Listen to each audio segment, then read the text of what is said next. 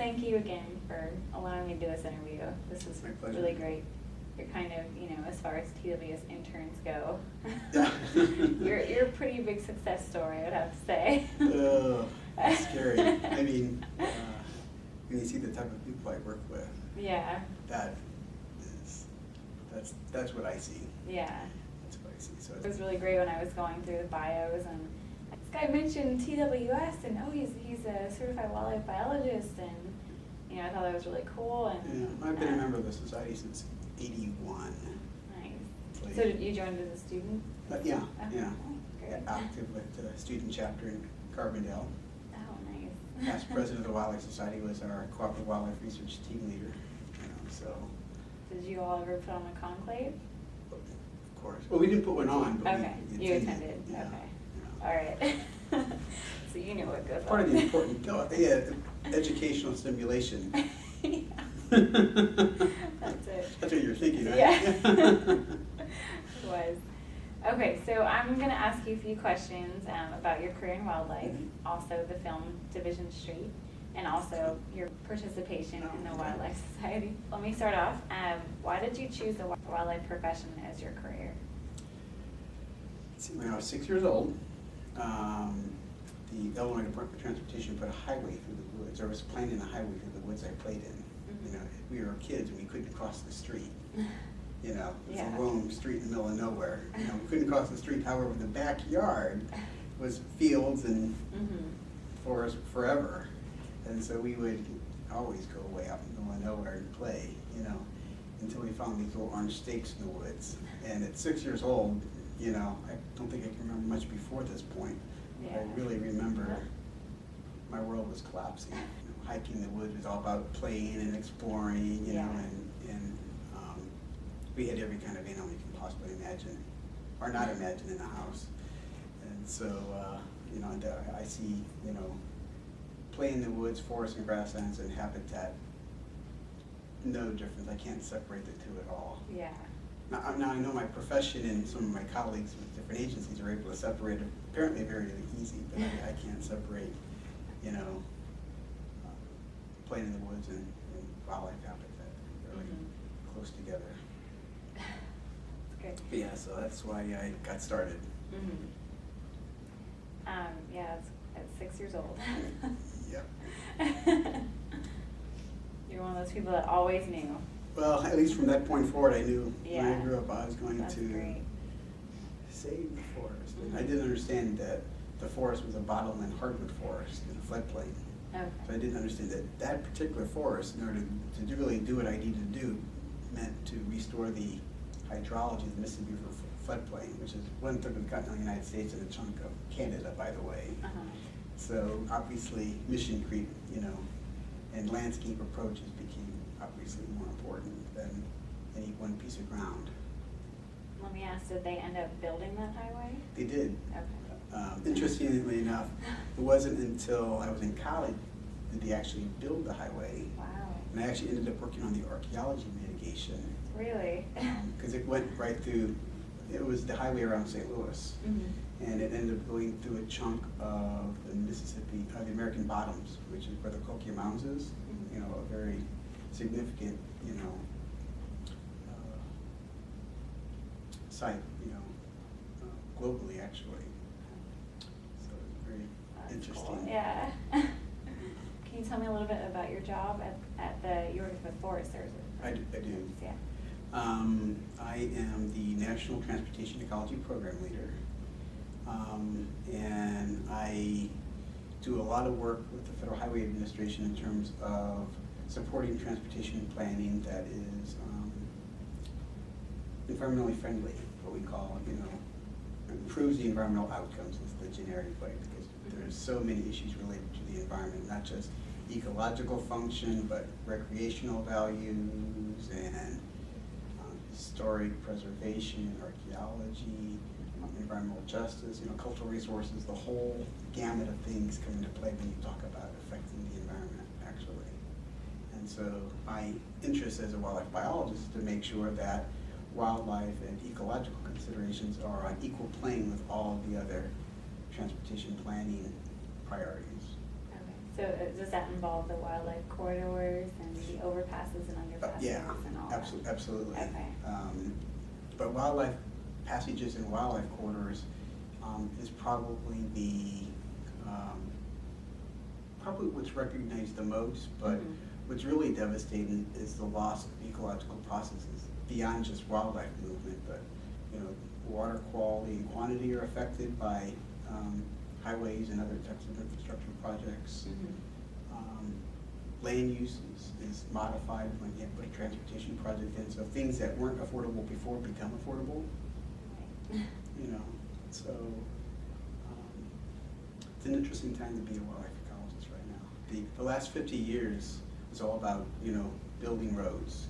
The federal highway interstate system is 52 or 3 years old now, and so this is an interesting time period. The last 50 years was about building new projects, and pretty much the environmental impacts of our transportation system are by and large in. They're done. The next 50 years is going to be about rebuilding and restoring that transportation system that is now at the end of its design life. And so we have a very exciting opportunity now to fix a lot of the damage that we've done in the past. So now we can restore transportation systems to meet the needs of the 21st century and do it with 21st century technology, and an understanding of ecology that we didn't have 50 years ago. Yeah. So, What do you enjoy most about your job?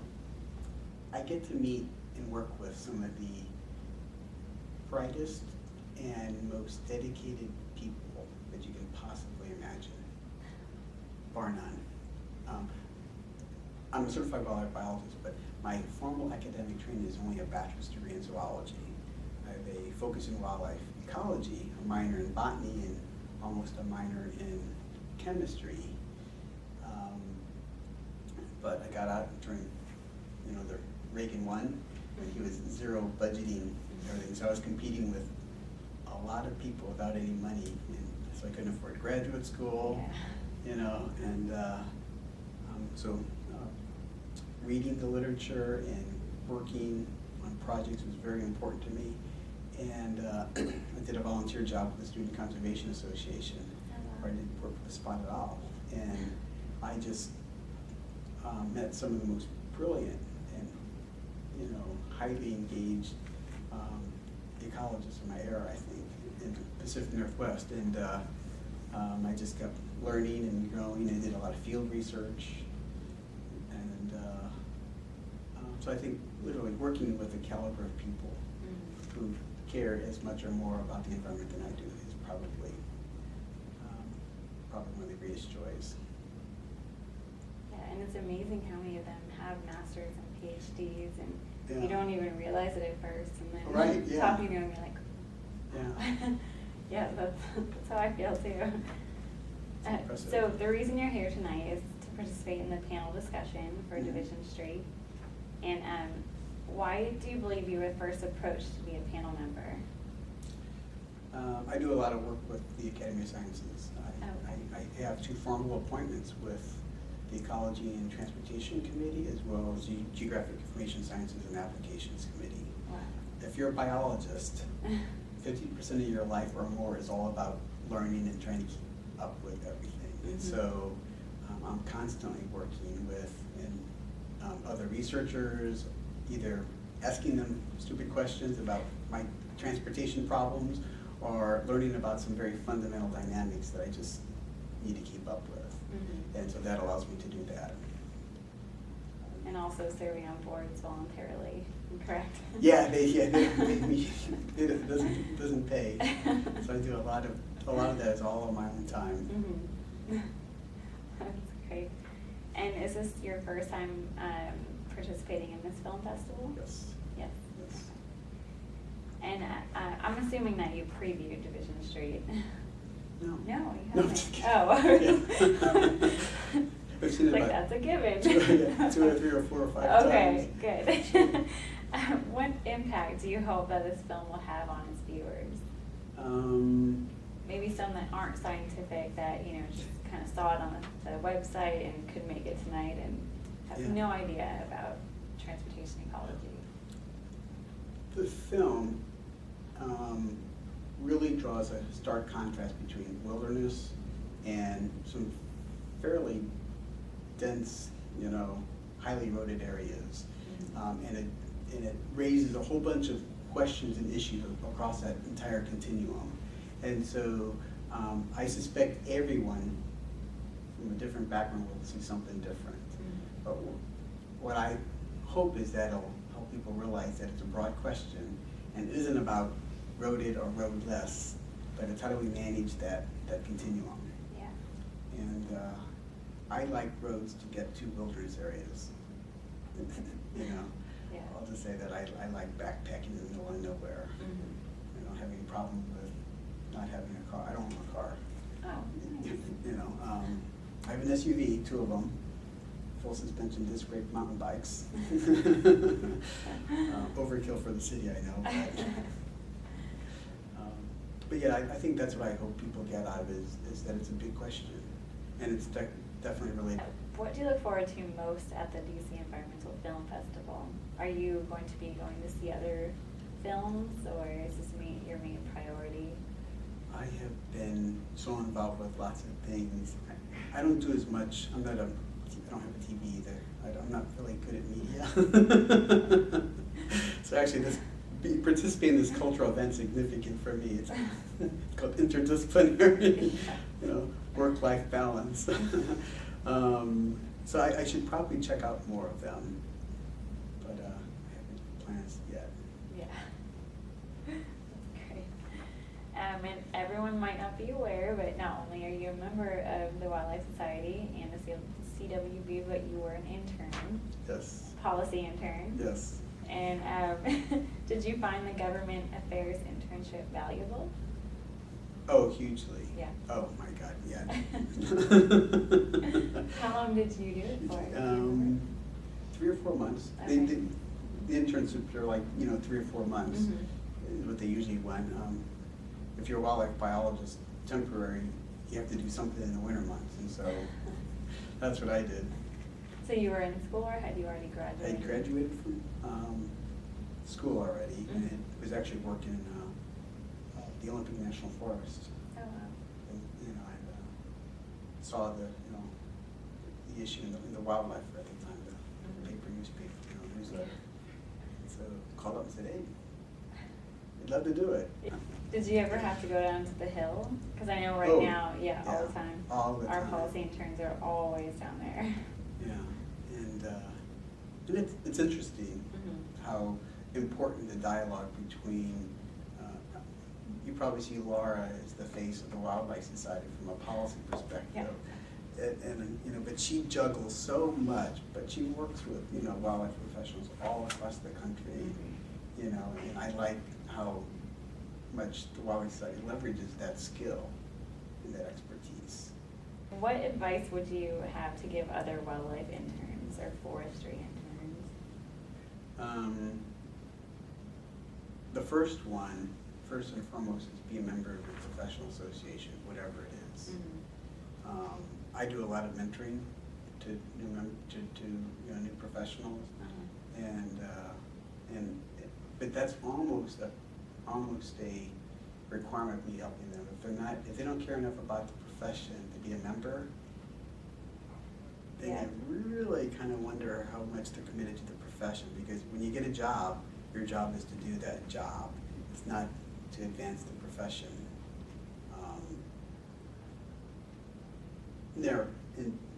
So to speak,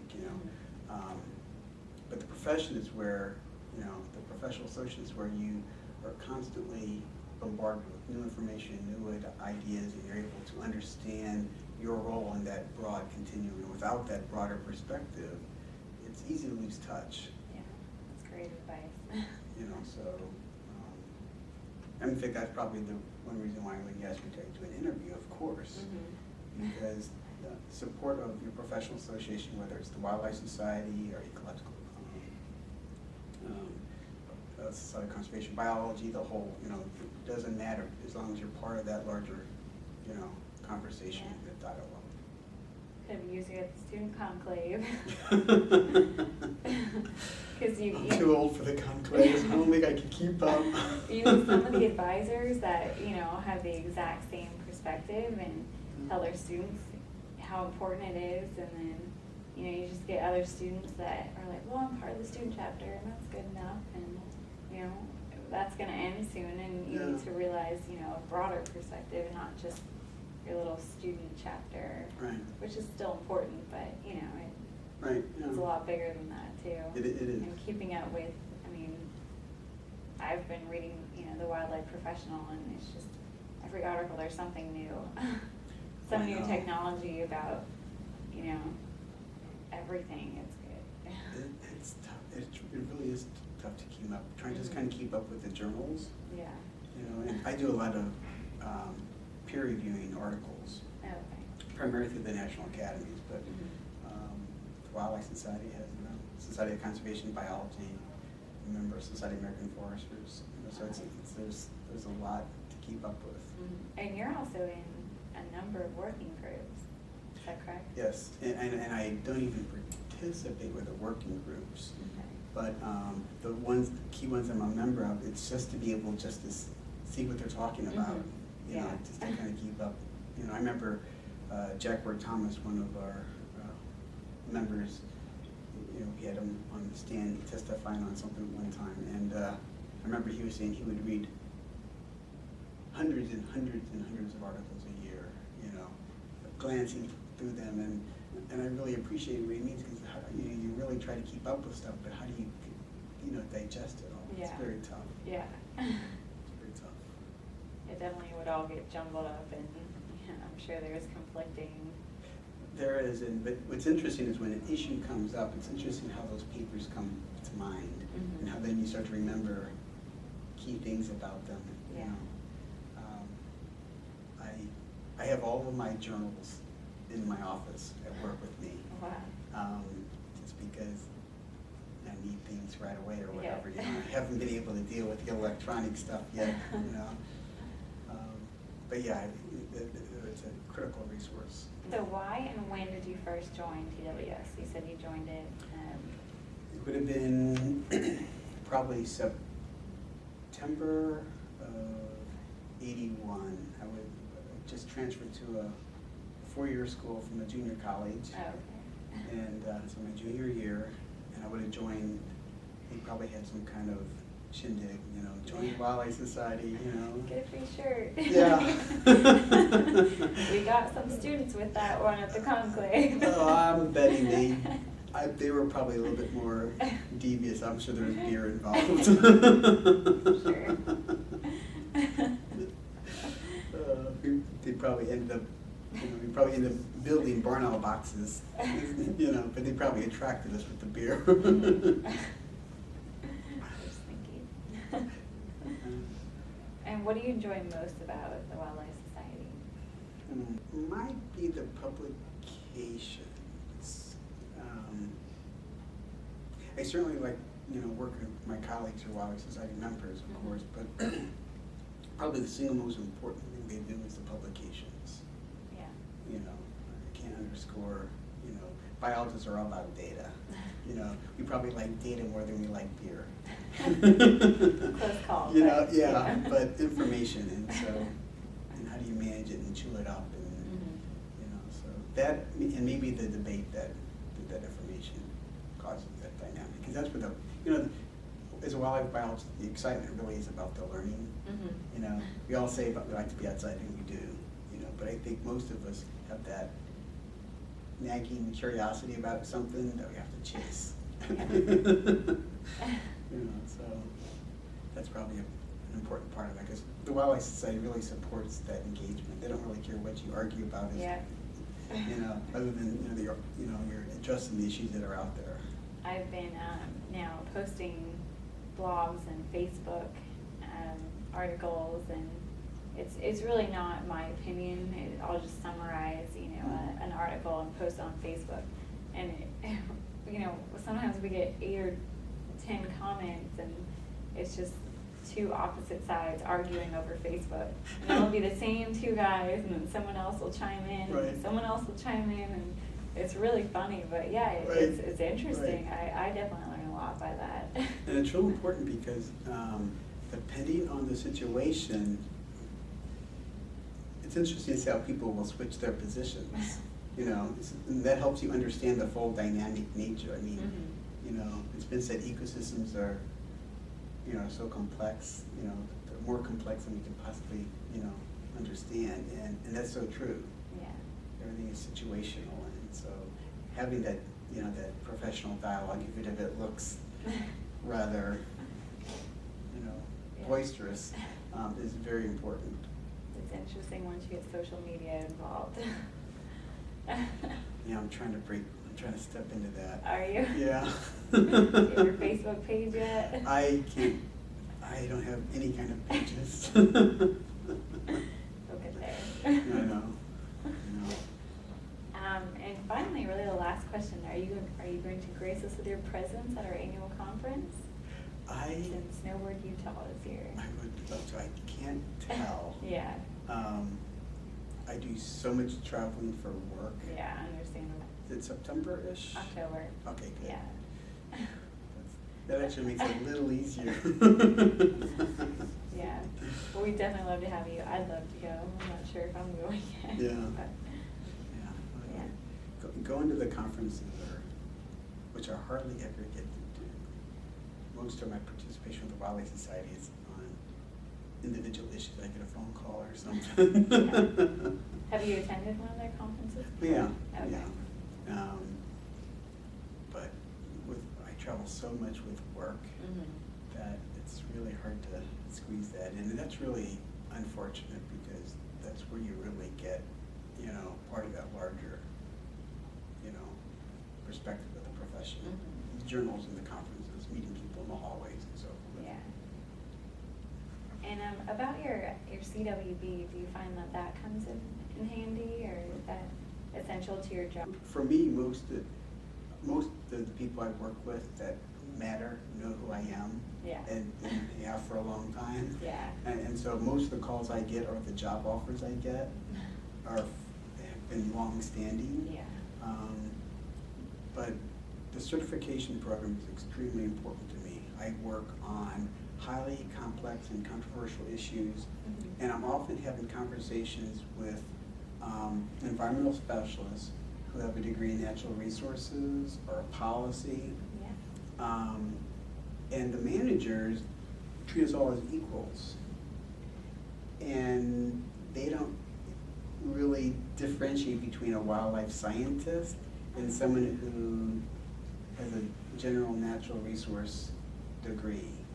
And I don't want to discount their participation in the dialogue, but the scientific process and how you make recommendations really is based upon a whole series of science classes and ways of answering questions and investigating issues that's very specific and very important.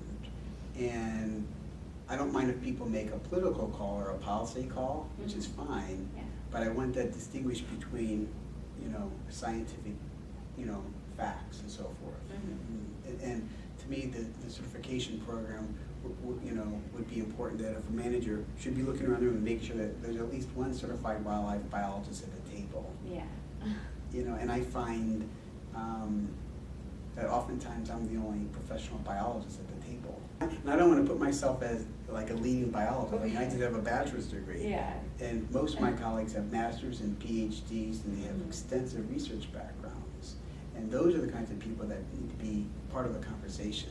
Yeah. You know, not in isolation, but they need to be there. Mhm. And I think that the program at least provides some minimum standards, you know, for people to certainly to strive for, but then, you know, exceed and build upon. The background information that Right. they should have Right. kind Be of able to- before they proceed into, Right. yeah. Right. Most of the decisions are made well beyond, you know, the science, Mhm. but the foundation of science and where the ecological implications are critical. Yeah. To be able to make those trade-offs between natural resource issues and other social and economic, you know, choices. Mhm. Yeah. Well, thank you very much. My pleasure. That's all the questions I have for you. That was easy and painless. Yeah, told you. But you're not gonna like show anybody that video though, are you? We're not really sure. We might post a little thing on our blog, but you're not on, Yeah, social please. media, so you won't see that. Oh, I know, but trust me, my colleagues will call and tell me.